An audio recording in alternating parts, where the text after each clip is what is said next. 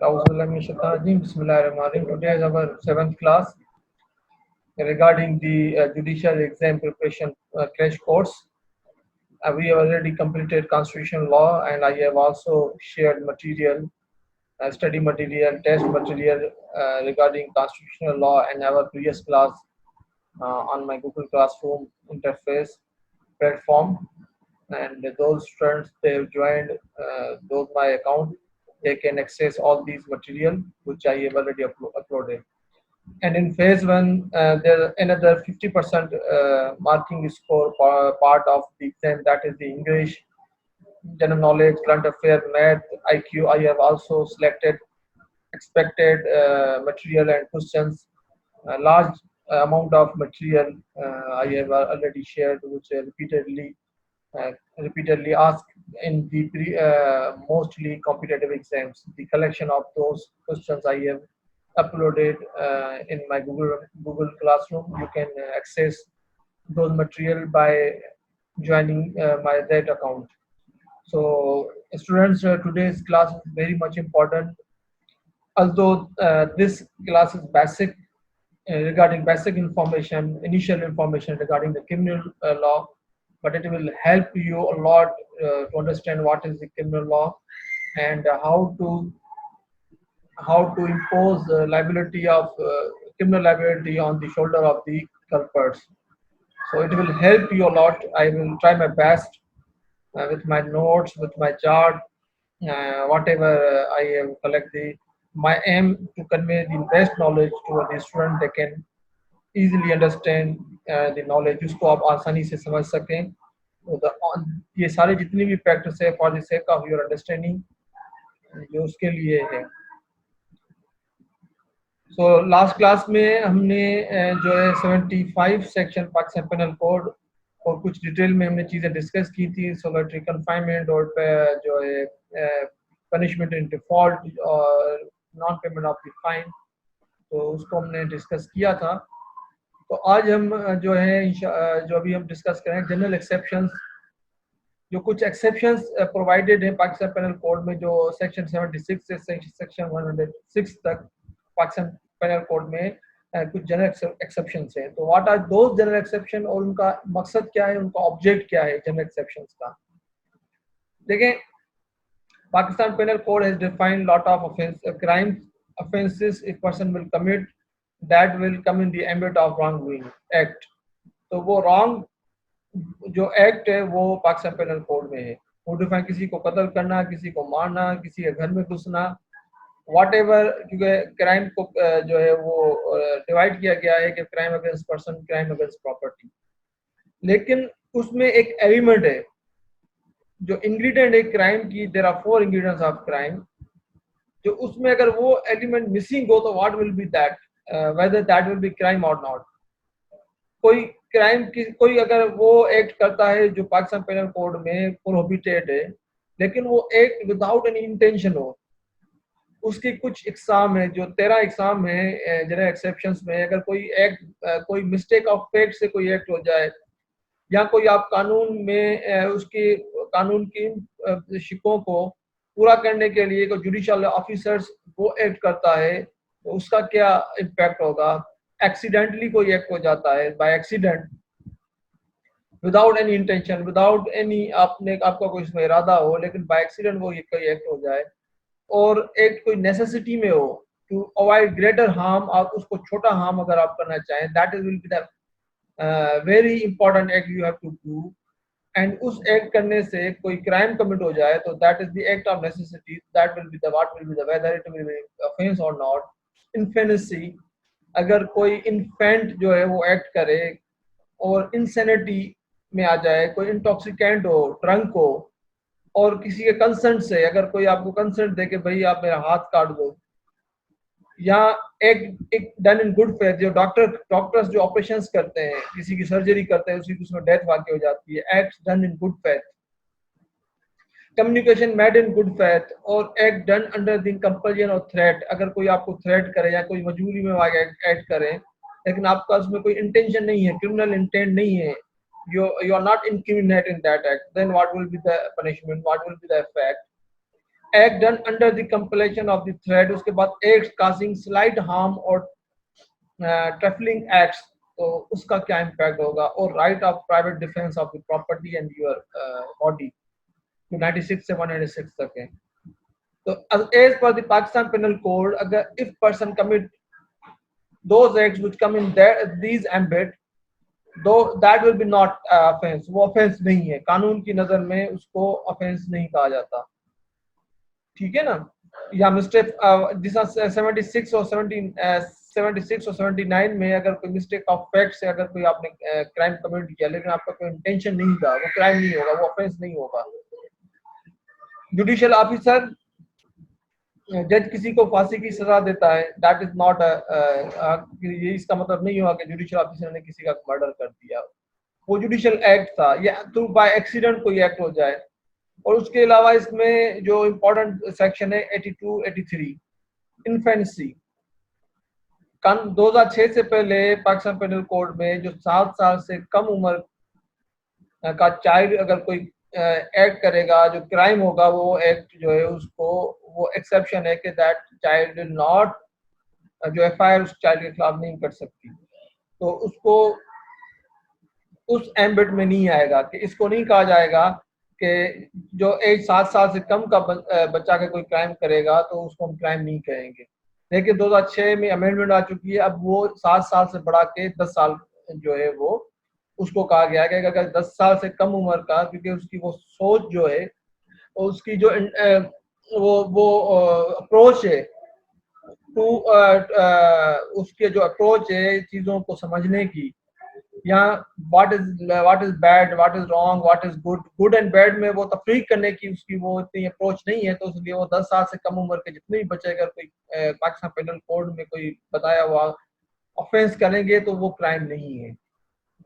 फिर 83 में फर्दर उसको उन्होंने एक्सपेंड किया है कि 10 साल से 13 साल तक के बच्चे अगर वो भी कोई एक्ट ऐसा करते हैं, लेकिन उनकी मेंटल कैपेबिलिटी देखी जाएगी, अगर वो मेंटल कैपेबिलिटी उनकी ऐसी नहीं है तो फिर वो उसको भी ऑफेंस नहीं माना जाएगा।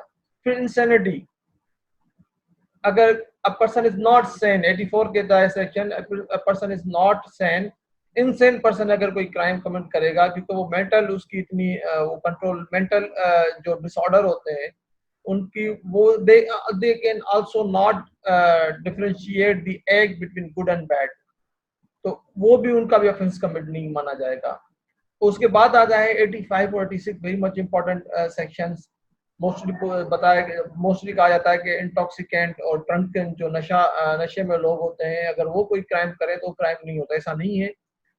लेकिन कुछ लोग नशा करने के बाद भी चीज़ों को डिफ्रेंशिएट कर, वो लेवल देखी जाएगी, मेंटल कैपेबिलिटी, क्या वो इंटॉक्सिकेंट या ड्रंक, अगर किसी ने ड्रिंक की है या इंटॉक्सिकेंट है, तो वेदर उसका इम्पैक्ट हुआ है या नहीं। अगर उसके इम्पैक्ट होने की वजह से उसकी मेंटल कैपेबिलिटी वीक हो गई है तो फिर भी उसको ऑफेंस नहीं माना जाएगा। लेकिन उसी वो इन spite of that person is drunk, person is intoxicant, वो चीज़ों को डिफ्रेंशिएट कर सकता है, तो फिर क्राइम उसकी लायबिलिटी उसके ऊपर आ जाएगी। उसके बाद आता है 87 से 91 तक कंसेंट, किसी की कंसेंट, किसी की रजामंदी से अगर कोई आपको कहे कि ये गन लो मुझे गोली मारो, तो उसमें फिर क्या किसके ऊपर क्राइम जो लायबिलिटी जो है क्राइम की किसके ऊपर आएगी, तो वो लायबिलिटी जो है कंसेंट भी उसके ऊपर नहीं आएगी, लेकिन उसको भी देखा जाएगा सरकमस्टेंसेस को, कि उसने उसके वो नहीं है कि उसको समझाने में वो उसको मना भी कर सकता था, वो नहीं क्यों नहीं किया उसको। तो वो 87 से 1891 में ये चीजें कंसेंट से रिगार्डिंग जो है वो डिफाइन है। उसके बाद है 92 में acts done in good faith, acts done in good faith जो है, act done in good faith के एक्ट जो है, अगर गुड फेथ, अगर किसी गुड फेथ का मतलब नेक नियति में, अगर गुड फेथ में आपने कोई एक्ट किया हो लेकिन उससे कोई रॉन्ग डूइंग हो गई हो, तो what will be the impact. अगर किसी के, जिस तरह डॉक्टर गुड फेथ में किसी का इलाज करता है और किसी को दवाई देता है लेकिन उसका रिएक्शन हो जाए, कुछ लोगों को रिएक्शन भी हो जाता है या ऑपरेशन नाकाम हो गया तो किसी की डेथ, तो उसकी जो act done in good faith 92 में अगर आपने गुड फेथ में, आपका कोई इरादा नहीं था उसको नुकसान पहुंचाने का, और आपने एक दीवार बना दी या को आपने कोई घर बनाया गुड फेथ में, लेकिन उस वो घर गिर गया, दीवार गिर गई, but you are not in bad intention, आपको मालाफाइड कोई नहीं था, तो those will not come in the ambit of offence.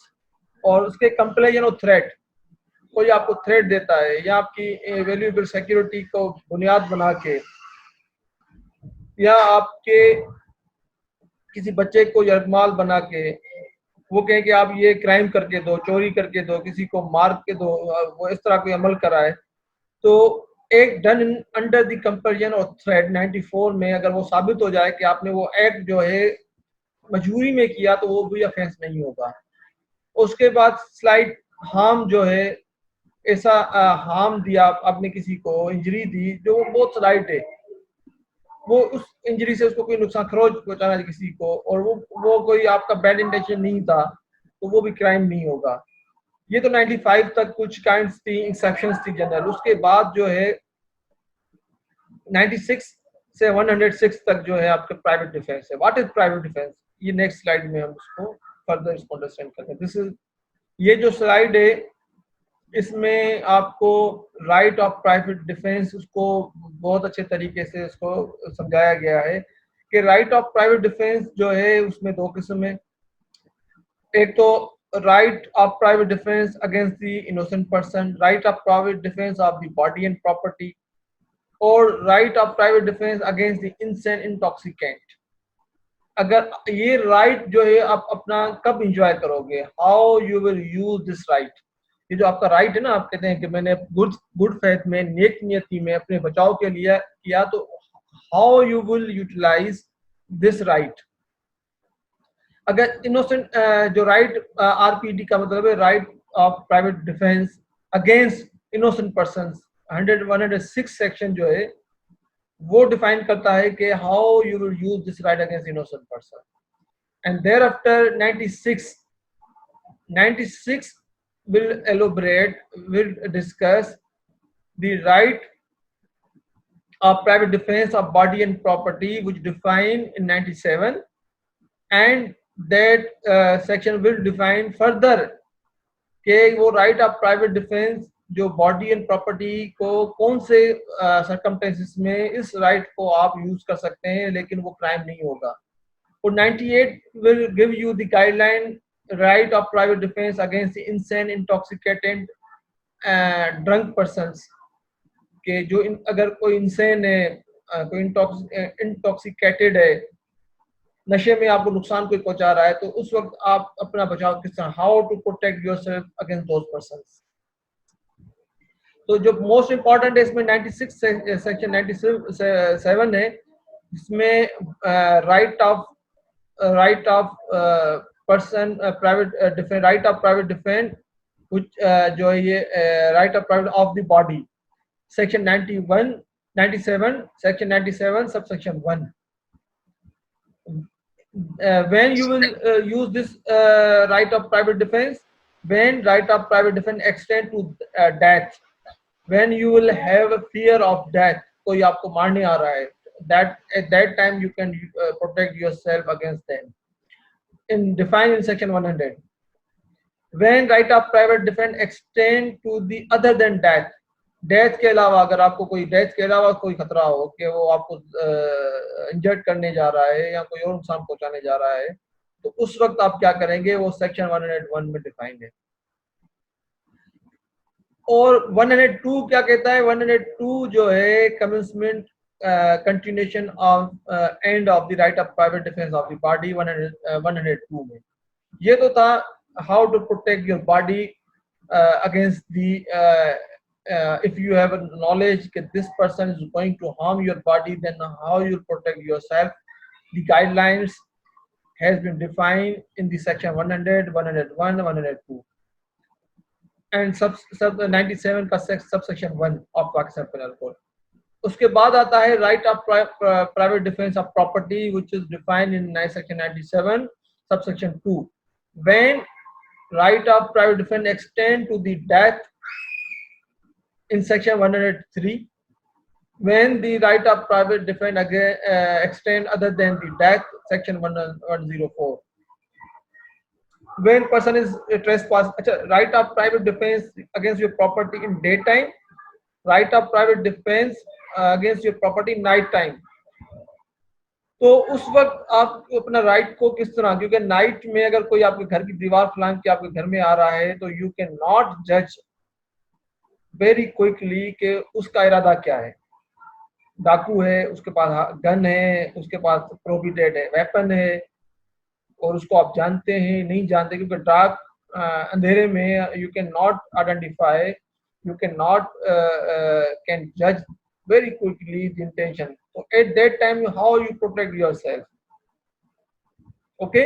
और लेकिन डे टाइम में you can judge a person के whether person is weapon less और उसके पास weapon है, कौन से हैं, whether that weapon is very dangerous for your, if you not react very quickly that person will harm you. तो दिन में और रात में तो प्रॉपर्टी को आप को किस तरह इसको प्रोटेक्ट करना है, not only your property but your body, तो उसमें किस तरह आप प्रोटेक्ट कर सकते हैं, तो वो राइट ऑफ ये this is the weapon. Right of private defence जो है ये एक डिफेंस है।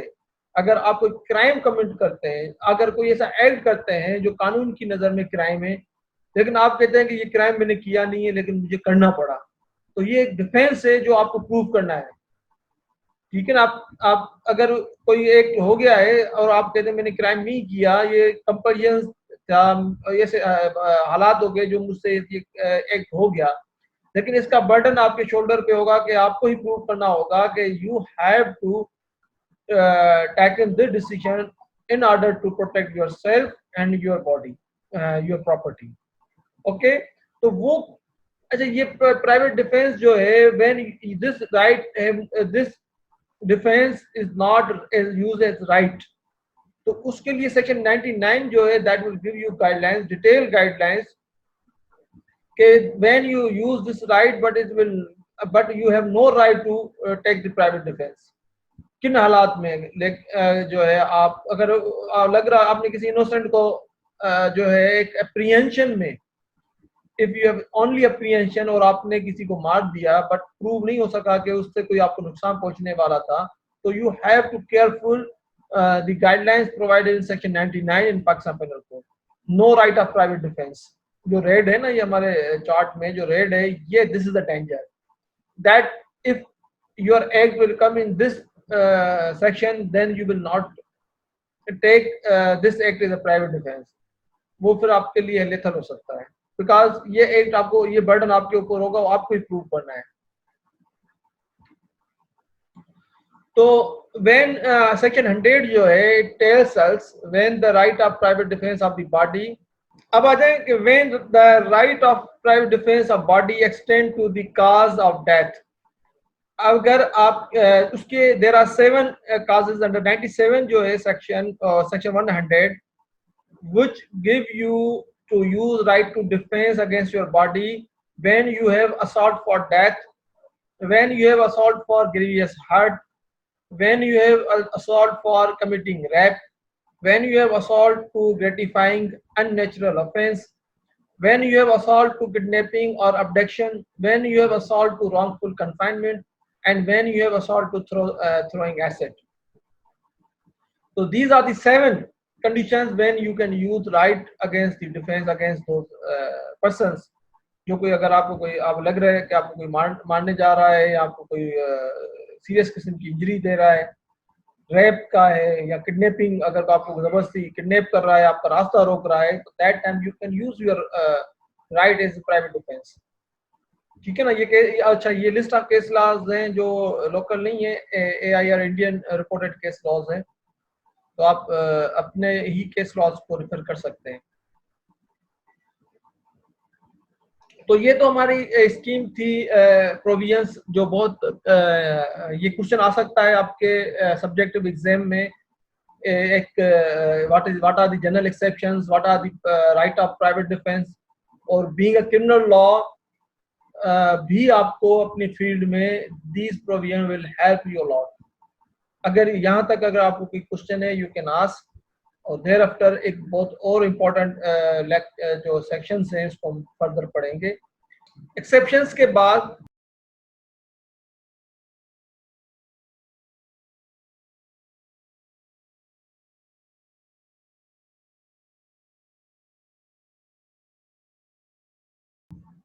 क्योंकि हमने एक्सेप्शंस पढ़ी थी, एक्सेप्शन में एक चीज डिस्कस हो रही थी, mental element. What is this the mental element? Actually mental element और फिजिकल पार्टिसिपेशन जो होती है वो इम्पोज करती है, वो आइडेंटिफाई करती है क्रिमिनल लायबिलिटी। ये these are the basic ingredients to incriminate any person regarding the offence. किसी भी पर्सन को उसके ऑफेंस, वेदर पर्सन ने ऑफेंस कमिट किया या नहीं किया, तो उसके लिए मैंडेटरी होता है कि उसकी लाइबिलिटी इसके ऊपर। अच्छा, उसमें फिर एक्सेप्शंस आ जाती हैं मेंटल कैपेसिटी की। What is mental capacity? That is mains रिया। तो क्राइम जो है, वो क्राइम के जो इंग्रेडिएंट्स हैं, a person, mains Riya plus act plus result, these are the stages, these are the ingredients of any crime. अच्छा, some offense जो list अब आपको चार्ट नजर आ रहा है, some offense have not all these four essential। कुछ ऐसे offense होते हैं जिसमें ये essential मिसिंग होते हैं, लेकिन उसके in spite of that those जो है ऐसे होने के बावजूद भी उसकी लाइबिलिटी उसके ऊपर जो है इम्पोज हो सकती है। For example, it explained in connection with the concept in concept of the criminal liability is these are the five these are the five liabilities which need not to uh, contain these four essential। उसमें vicarious liability है, joint liability है, strict liability है, constructive liability है और inchoate liability है। what are these? अब विकारियस liability में क्या है कि उसमें एम का मतलब उसमें क्या होना लाजमी है? विकारियस लाइबिलिटी में mens rea, actus rea and result. लेकिन उसमें a person liable for criminal of others के ये vicarious liability is that liability in which person himself not participate but he will be responsible for the act of others. ठीक है ना? तो और उसके बाद वो कौन से ऑफेंसेस हैं जो विकारियस लायबिलिटी की कैटेगरीज में आते हैं? वो ऑफेंसेस हैं आपके section 154, 155, 156 of the Pakistan penal code. अब सेक्शन 154 क्या है? ऑनर और occupier of the land on which an unlawful assembly is held. अच्छा, 10 मिनट के बाद जो है ना ये ज़ूम में हम रिकनेक्ट हो जाएंगे, क्योंकि हमारे 40 मिनट के हर 40 मिनट के बाद हम रिकनेक्ट होंगे। ठीक है ना? आफ्टर 10 मिनट्स जो है हम रिकनेक्ट होंगे। अगर किसी की जमीन के ऊपर, किसी के लैंड के ऊपर एक अनलॉफुल असेंबली हुई है और उस अनलॉफुल असेंबली का मकसद क्राइम था और उसने क्राइम किया, तो लेकिन वो जिसकी जमीन पे हुई वो खुद नहीं था शामिल, लेकिन उसकी जमीन इस्तेमाल हुई और उसके वो नॉलेज में था, उसकी वजह से मेंसरिया उसका इंक्लूड हो जाएगा और उस मेंसरिया की वजह से उसके ऊपर भी क्रिमिनल लायबिलिटी इंपोज होगी। 151 है कि liability of person for whose benefit riot is committed. Riot का मतलब है दंगा फसाद। अगर किसी के बेनिफिट के लिए कोई दंगा फसाद हुआ हो, लेकिन वो उस दंगे फसाद में खुद नहीं था, लेकिन उसका बावजूद वो एफआईआर में नॉमिनेट होगा। Section 156 liability of the agent of the owner of occupier for whose benefit riot is committed. तो इसी तरह कोई एजेंट किसी का कोई इस तरह का क्राइम में शामिल होता है तो वो उसमें प्रिंसिपल भी आ जाएगा। तो ये तो थी सेक्शंस तो थे विकारियस लायबिलिटी के बाद। उसके बाद आ जाता है जॉइंट लायबिलिटी। जॉइंट लायबिलिटी जो होता है कि दो या दो से ज्यादा लोगों के मिलके अगर कोई क्राइम करे, उसमें common intention, common object, abetment, criminal conspiracy, इस तरह के जितने भी क्राइम हैं जिसमें अगर कोई एक करेगा तो उसमें वो सारे शामिल हो जाएंगे, तो उसको हम जॉइंट लायबिलिटी कहते हैं। तो व्हाट इज, अच्छा, जॉइंट लायबिलिटी के लिए क्या इंग्रेडिएंट्स होने चाहिए? एक पी का मतलब है पर्सन 1, P2 का मतलब है पर्सन 2, प्लस उसके साथ मेंस रिया, एक्टस रिया और जेड।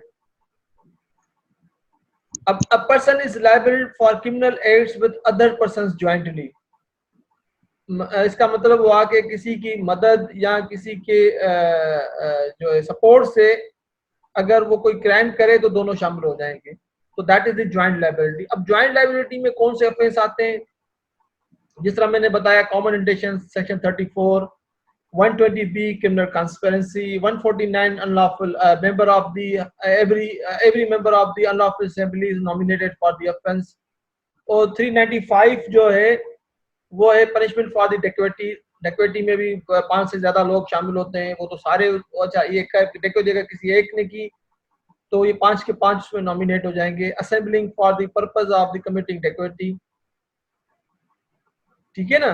तो अगर 402 सेक्शन जो है, अगर सारे का पर्पस डकैती के पर्पस करने के लिए कोई मजमा असेंबल होता है तो उसमें भी ये ऑफेंस ज्वाइंट लायबिलिटी में आएगा।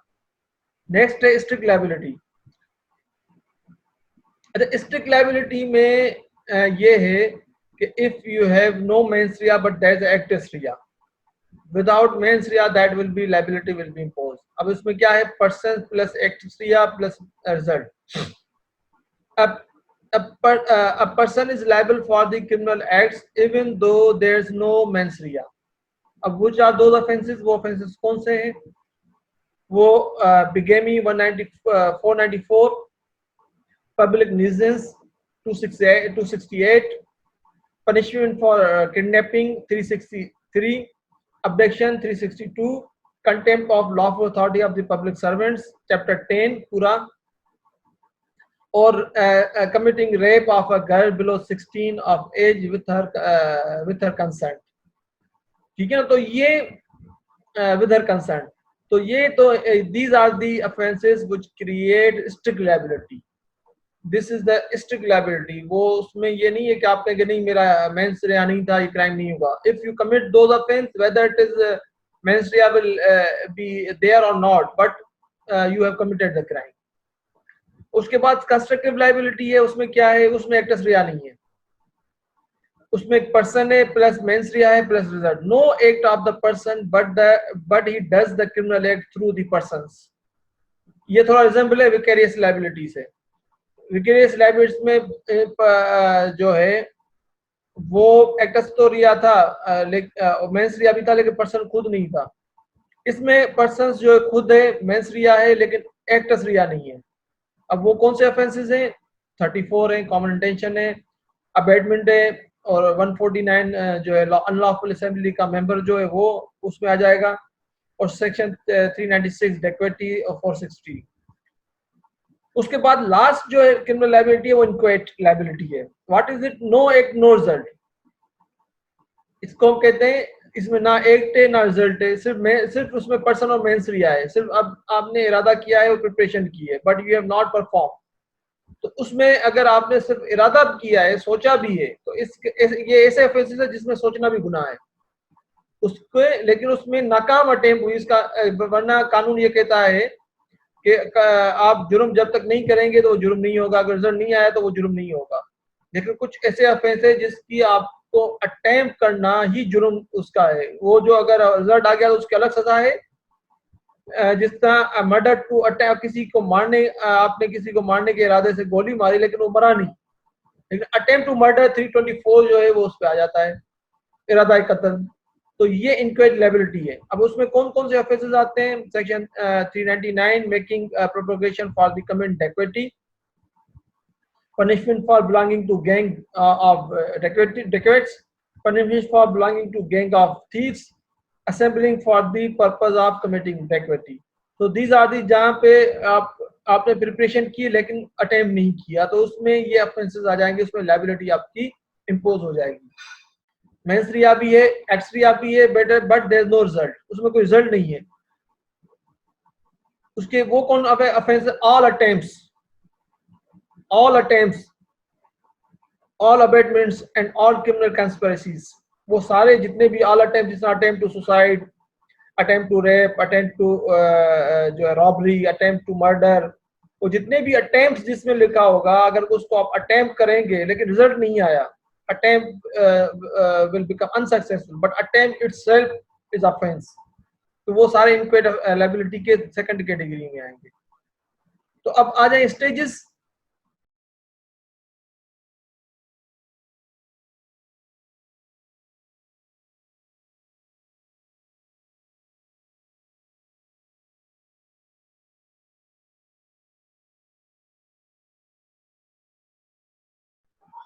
What are the stages of the crime? Commission of a crime involve 4 stages. Offense, अब 4 स्टेजेस हैं, वो कौन कौन से हैं? इंटेंशन है, प्रिपरेशन है, अटेम्प्ट है और कंप्लीशमेंट है।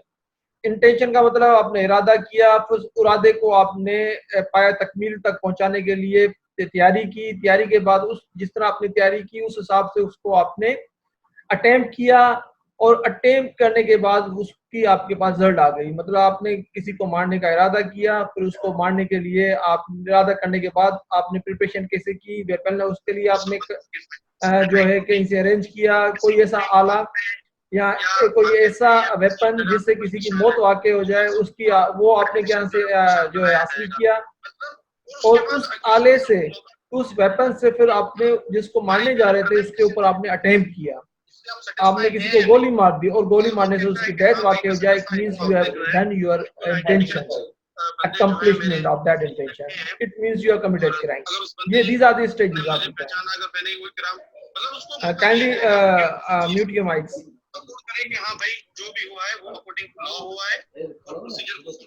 इंटेंशन, अच्छा ये ऐसे कौन से ऑफेंसेस हैं जिसमें intention is punishable? Amendments and criminal conspiracy, section 121 says 123 waging war against government, sedition, and mere assembly of persons to committing the depravity. These are the offenses which which will be punished only for the intention, जिसका आपने इरादा किया। बाकी 3 चीजें preparation, attempt और accomplishment नहीं थी, in spite of that you have committed crime. अच्छा, दूसरी लिस्ट ऑफ ऑफेंसेस जिसमें इंटेंशन भी है, प्रिपरेशन भी है। Section 122 collection of the arms, intention of waging of war. 126 committing depredation on territories of the power of the peace with the जो है government of ये पाकिस्तान है, ठीक है ना। और सेक्शन 399 जो है making preparation to commit dacoity. 276 sale of drug as a different drug or preparation. Section 23 to 235, 257 preparation for the counterfeiting coins and government stamps. Section 242, 243, 256, 266 possessing counterfeit coins for